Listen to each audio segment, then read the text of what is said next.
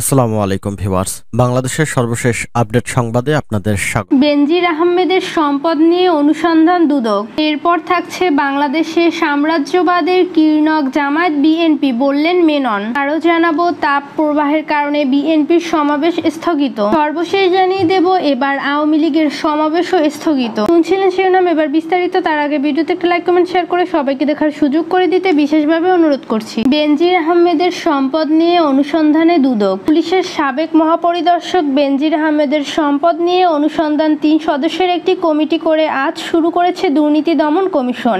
সোমবার রাজধানীর সেগুনবাগিচার দুদক কার্যালয়ে এক সংবাদ সম্মেলনে সংস্থাটির সচিব খোরশেদা ইয়াসমিন এ তথ্য জানিয়েছেন। খোরশেদা ইয়াসমিন বলেন, ৩১ মার্চ সাবেক আইনজীবী বেনজির আহমেদের বিরুদ্ধে অবৈধ সম্পদ অর্জন নিয়ে একটি প্রতিবেদনে একটি জাতীয় দৈনিক পত্রিকায় প্রকাশিত হয়। পরবর্তী সময়ে আরও কিছু পত্রিকায় প্রকাশ করা হয়। ওই অভিযোগগুলোর বিষয়ে দুদক আইন অনুযায়ী কার্যক্রম শুরু হয়েছে। খোরশেদা ইয়াসমিন আরও বলেন, গত 18 এপ্রিল দুদককে একটি সভা হয়। এখানে গণমাধ্যমে প্রকাশিত তথ্য বিবেচনায় নিয়ে সাবেক পুলিশ প্রধান বেনজির আহমেদের বিরুদ্ধে অবৈধ সম্পদ অর্জনের অভিযোগ অনুসন্ধানের সিদ্ধান্ত হয়। দুদক আইন অনুযায়ী নির্দিষ্ট সময়ের মধ্যে অনুসন্ধান শেষ করে আইন অনুযায়ী ব্যবস্থা গ্রহণ করতে হবে। বেনজির আহমেদের সম্পদ নিয়ে দুদকের অনুসন্ধান কমিটির সদস্যরা বলেন, উপপরিদর্শক রিট দায়েলের বিষয়টি জানিয়ে আজ আইনজীবী মোহাম্মদ সালাউদ্দিন প্রথম আলোকে বলেন, প্রকাশিত এই সংবাদের বিষয়ে অনুসন্ধানের চেয়ে 4 এপ্রিল দুদকের কাছে আবেদন করা হয়। এর ফল না পেয়ে এই বিষয়ে ব্যবস্থা নিতে 18 এপ্রিল দুদক বারবার আপিল নোটিশ পাঠানো হয়। এর কোনো জবাব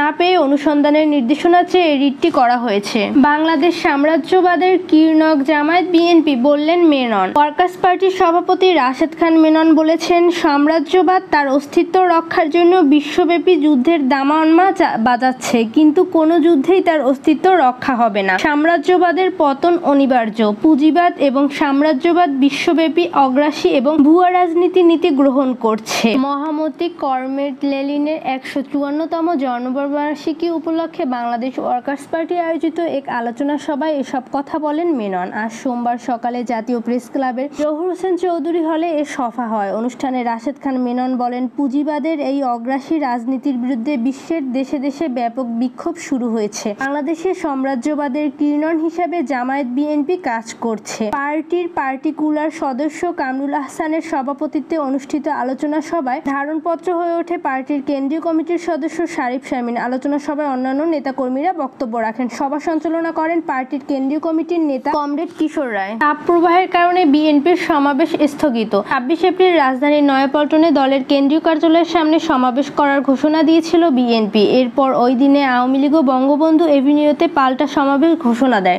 বিএনপি জানিয়েছে, চলমান তাপদাহ এবং হিট অ্যালার্টের কারণে এই সমাবেশ কর্মসূচি স্থগিত করা হয়েছে। ঢাকা মহানগর দক্ষিণ বিএনপির দপ্তর সম্পাদক সাইদুর রহমান দুপুরে প্রথম আলোকে জানিয়েছে, 26 এপ্রিল সমাবেশ করার সিদ্ধান্ত ছিল, কিন্তু তাপদাহ এবং হিট অ্যালার্টের কারণে সমাবেশ পেছানো হতে পারে। এরপর বিএনপির পক্ষ থেকে এক বার্তায় জানানো হয়েছে, প্রচণ্ড গরমের কারণে এই সমাবেশ স্থগিত করা হয়েছে। পরে তারিখ চূড়ান্ত করে জানানো হবে। এর আগে 26 এপ্রিল শুক্রবার রাজধানীর নয়াপল্টনে দলের কেন্দ্রীয় কার্যালয়ের সামনে সমাবেশ করার ঘোষণা দেন বিএনপি। দলের চেয়ারপারসন বেগম খালেদা জিয়া সহ অন্যান্য নেতাকর্মীদের মুক্তির দাবিতে এই সমাবেশ কর্মসূচি নেওয়া হয়। ঢাকা মহানগর দক্ষিণ বিএনপি এই সমাবেশের আয়োজন করে। দলের মহাসচিব মির্জা ফখরুল ইসলাম আলমগীর এই সমাবেশের প্রধান অতিথি হিসেবে থাকবেন বলে বিএনপির পক্ষ থেকে বলা হয়েছে। এবার আওয়ামী লীগও সমাবেশ স্থগিত করল। বিএনপির পর এবার আওয়ামী লীগও তাদের 26 এপ্রিল ডাকা সমাবেশ স্থগিত করেছে। এর কারণ হিসেবে দলটির পক্ষ থেকে জানানো হয়েছে, সমাবেশ করার জন্য পুলিশ তাদের অনুমতি দেয়নি। সোমবার সন্ধ্যায় গণমাধ্যমে পাঠানো এক বিবৃতিতে সমাবেশ স্থগিত করার বিষয়টি জানানো হয়। এর আগে আজ দুপুরে বিএনপির পক্ষ থেকে তাদের সমাবেশ স্থগিত করার কথা গণমাধ্যমকে জানানো হয়। চলমান তাপদাহ এবং হিট অ্যালার্টের কারণে সমাবেশ স্থগিত করার কথা জানিয়েছিল দলটি। বিএনপির সমাবেশটি হওয়ার কথা ছিল রাজধানীর নয়াপল্টনে দলের কেন্দ্রীয় কার্যালয়ের সামনে। দলের চেয়ারপারসন বেগম খালেদা জিয়া সহ নেতাকর্মীদের মুক্তির দাবিতে এই সমাবেশের কর্মসূচি নেওয়া হয় ঢাকা মহানগর দক্ষিণ বিএনপি।